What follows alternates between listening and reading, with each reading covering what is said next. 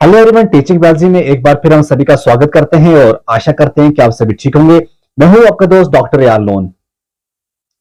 आज आपके साथ हम 11th क्लास के ज़ूलॉजी का सिलेबस डिस्कस करेंगे और आपको बताएंगे कि जो पेपर है, पेपर पैटर्न कैसा रहेगा 2024 में और कौन से क्वेश्चन जो हैं इंपॉर्टेंट हैं एग्जाम पॉइंट ऑफ व्यू। जो बहुत ज्यादा इंपॉर्टेंट क्वेश्चन है वो हम आपके साथ शेयर करेंगे और आपको बताएंगे कि किस तरह से आपको क्वेश्चन जो है वहां पे पूछे जाएंगे।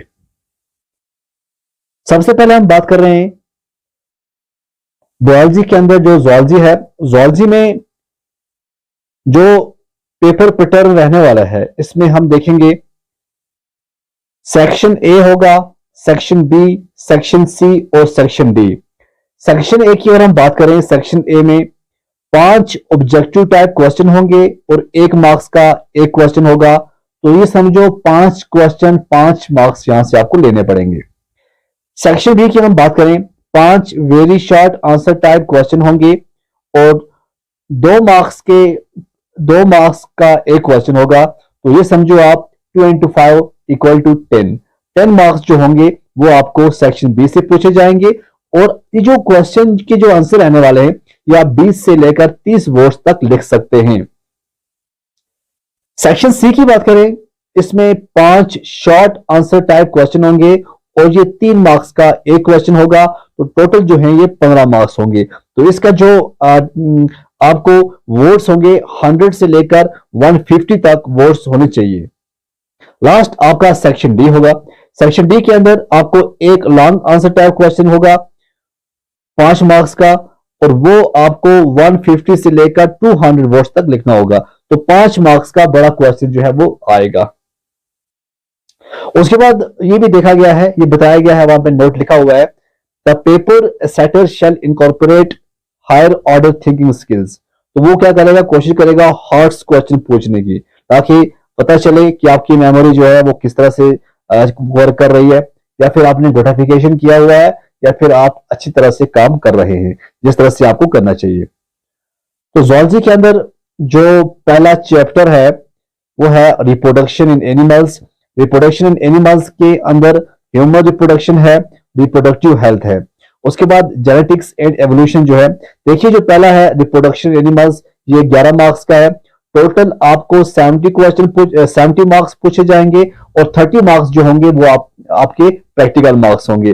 तो ज़ूलॉजी की हम बात कर रहे हैं, रिप्रोडक्शन एनिमल्स 11 और जेनेटिक्स एंड एवोल्यूशन 12 मार्क्स का होगा। Biology and human welfare 7 marks का होगा और biotechnology and its application 5 marks का होगा। जैसे मैंने आपको बताया कि 70 मार्क्स का आपको बायोलॉजी पूछा जाएगा। 70 मार्क्स के बायोलॉजी में से 35 मार्क्स आपको बॉटनी से पूछे जाएंगे, 35 मार्क्स आपको ज़ूलॉजी से पूछे जाएंगे। ये पॉइंट भी आपको याद रखना है। सेक्शन ए जो होगा वो बॉटनी का होगा, सेक्शन बी जो होगा वो ज़ूलॉजी का होगा। तो कुल मिला के आपके पास कितने हैं, 35 मार्क्स हैं आपके ज़ूलॉजी के अंदर। अब हम बात करेंगे कि किस तरह से आपको जो क्वेश्चन है, किस तरह से क्वेश्चन बनते हैं। बहुत ज्यादा इंपॉर्टेंट क्वेश्चन जो हैं वो हम आपके लिए लेकर आए हैं। सबसे पहले हम बात करेंगे जो आपका यूनिट नंबर 1 है। यूनिट नंबर 1 के अंदर जो क्वेश्चन इंपॉर्टेंट बनते हैं उसमें पहला क्वेश्चन आता है, describe the microscopic anatomy of the testis and ovary. ये क्वेश्चन जो है अच्छा क्वेश्चन बनता है, आ सकता है। दूसरा क्वेश्चन बनता है, explain the process of gametogenesis in males and females, spermatogenesis and oogenesis। मतलब पढ़ना आपको, ठीक है ना, क्योंकि फीमेल्स के अंदर oogenesis होगा और मेल के अंदर स्पर्मेटोजेनेसिस होगा। तो कुल मिला के हम बोलते हैं गेमेटोजेनेसिस। तीसरा क्वेश्चन पहले यूनिट से आता है, outline the stage of the menstrual cycle and it's hormonal regulations. Menstrual cycles का आपको पीरियड्स बताने हैं, उसके बाद आपको ये बताना है कि कौन से हार्मोन्स जो हैं इसमें जो है रेगुलेट करते हैं। क्वेश्चन नंबर 4 यहां बनता है, discuss the process of fertilisation and the development of the embryo up to blastocyst formation. Question number 5 है, describe the process of implantation and the formation of the placenta. Question number 6 है, explain the concept of pregnancy, parturitions and lactations. Question number 7 है, why is reproductive health important and how can sexually transmitted disease, STD जो है, इससे हम किस तरह से prevent कर सकते हैं। Discuss the need for birth control and explain different methods of contraception जो है ये क्वेश्चन बनता है इससे। क्वेश्चन नंबर 9 बनता है what is medical termination of pregnancy MTP and under what circumstances is it performed. Question number 10 यहां बनता है describe the procedure and significance of amniocentesis. और लास्ट क्वेश्चन बनता है आपको एक्सप्लेन करना है इनफर्टिलिटी और डिस्कस करनी है कुछ रिप्रोडक्टिव टेक्नोलॉजीज जैसे आईवीएफ है, ZIFT है या GIFT गिफ्ट है। ये क्वेश्चन बनते हैं पहले यूनिट से। इससे बाहर कोई क्वेश्चन भी एग्जाम के अंदर नहीं आ सकता, चाहे शॉर्ट हो, चाहे वेरी शॉर्ट हो, चाहे लॉन्ग आंसर टाइप क्वेश्चन हो, इन्हीं में से पूछे जाएंगे। सेकंड है genetics and evolution. Genetics and evolution की बात कर रहे हैं। पहला क्वेश्चन जो बनता है यहाँ पे बनता है explain sex determination in humans. जी हाँ, XX XY। उसके बाद बर्ड्स का भी आपको बताना है, हॉनी बीज का, और हाईलाइट करना है इनके डिफरेंस क्या क्या कुछ है। सेकंड क्वेश्चन बनता है discuss the concept of linkage और crossing over in genetics. Question third बनता है describe sex linked inheritance using example such as haemophilia and colour blindness. बहुत ही इंपॉर्टेंट है, इस तरह से क्वेश्चन आ सकता है। Explain Mendelian disorder in humans. Focus करना आपको थैलेसीमिया जो है इसके ऊपर क्वेश्चन आ सकता है। क्वेश्चन नंबर 5 जो बनता है outline chromosomal disorder in humans जैसे डाउन सिंड्रोम है, टर्नर सिंड्रोम है या लिफ्टर सिंड्रोम है। इन तीन सिंड्रोम के बारे में पूछ सकते हैं।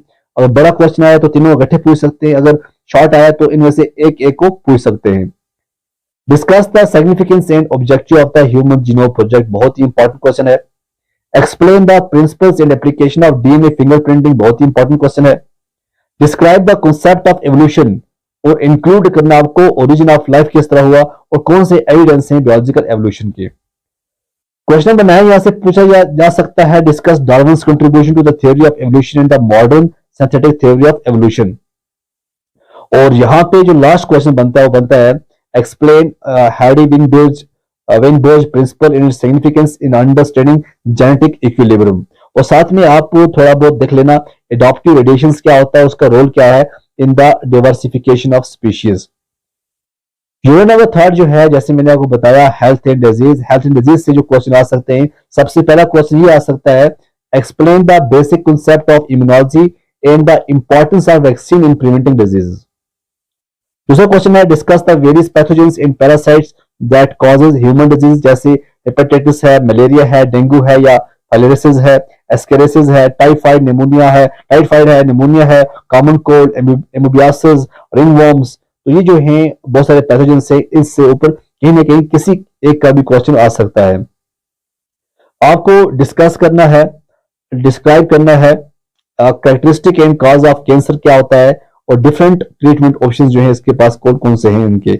उसके बाद explain the cause transmission impact of HIV AIDS जो है बहुत ही, कैंसर भी बहुत ही इंपॉर्टेंट है, एड्स यहाँ पे एड्स से क्वेश्चन भी आ सकता है और कई बार जो है वो पूछा गया है। और लास्ट क्वेश्चन जो यहाँ से आ सकता है discuss the factors contributing to drug and alcohol abuse during adolescence and its consequences. ठीक है, तो ड्रग अब्यूज पे भी बहुत ज्यादा इंपॉर्टेंट क्वेश्चन आ सकते हैं। यूनिट नंबर 4 है बायोटेक्नोलॉजी एंड इट्स एप्लीकेशंस में है explain the principles and process of biotechnology क्या है, फोकस ऑन जेनेटिक इंजीनियरिंग क्या होता है, रिकॉम्बिनेंट डीएनए टेक्नोलॉजी क्या होता है। दूसरा क्वेश्चन है describe the applications of biotechnology in health. Include करना आपको जैसे हमने ह्यूमन इंसुलिन का जो प्रोडक्शन होता है, वैक्सीन्स का या स्टेम सेल्स का, जीन थेरापी, ठीक है, तो या ट्रांसजेनिक एनिमल्स जो है इससे ऊपर क्वेश्चन आ सकता है। Discuss the importance of biosafety measures in biotechnology research and applications. इस तरह से है explain the ethical consideration associated with the use of biotechnology in health care and agriculture. और लास्ट क्वेश्चन जो आ सकता है GMOs के ऊपर। GMOs होता है क्या होता है, जेनेटिकली मॉडिफाइड ऑर्गेनिज्म, GMOs। तो इनका फूड प्रोडक्शन के अंदर क्या कुछ है और एनवायरमेंटल कंजर्वेशन के ऊपर जब लाभ पढ़ते हैं आप, जब लाभ पढ़ेंगे तो आप समझ आएंगे कि क्या कुछ इसके लिए आपको पढ़ना है।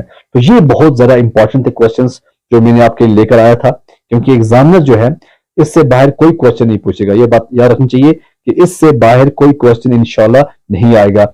आप किसी भी जोन के हो, आपके लिए सिलेबस यही है, बिल्कुल जो नया रेशनलाइज्ड सिलेबस है वही मैंने आपके साथ डिस्कस किया, क्योंकि पुराना सिलेबस जो है वो अब उसमें से बहुत कुछ जो है वो डिलीट हुआ है, इसीलिए ये लेकर मैं आया हूं आपके लिए। ठीक है।